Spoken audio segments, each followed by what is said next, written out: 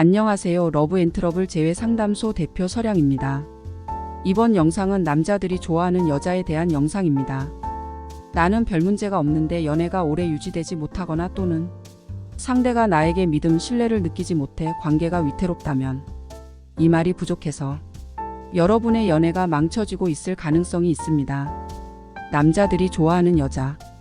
이 말을 잘하는 여자는 결혼까지 갑니다. 미안해, 고마워.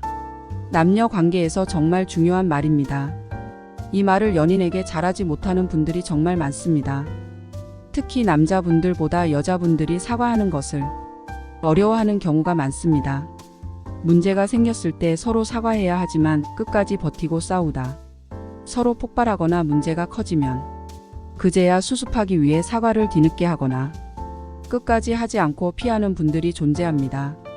최근 러브앤트러블에서 상담을 받은 남자 내담자님께서 이런 고민을 가지고 상담을 신청하셨습니다. 여자친구는 헤어지자는 말이 나오기 전까지 절대 사과 안 해요. 도대체 왜 이러는 걸까요? 이런 여친이랑 결혼해야 될까요?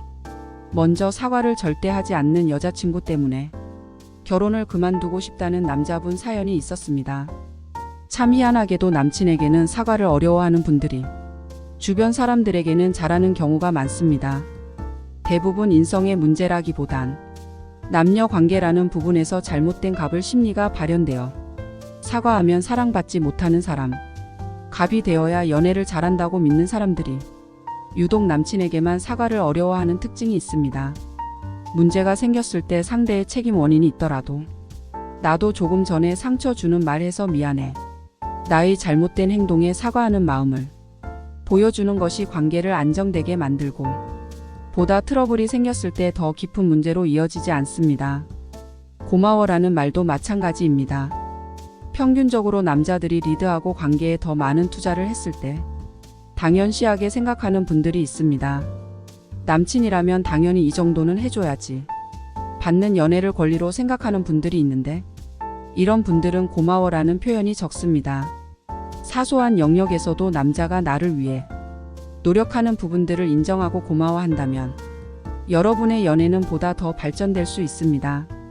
남자들이 좋아하는 여자는 결국 자신의 행동과 마음을 존중해주고 문제가 생겼을 때 서로 사과하며 안정된 관계를 구축하는 모습이 진정으로 남자들이 원하고 바라는 모습입니다. 연애 기간이 매번 짧거나 남친이 나에게 신뢰, 안정감을 느끼지 못한다면 고마워, 미안해 이 두 가지 말을 내가 어떻게 지금까지 표현했는지 살펴보는 것이 필요합니다.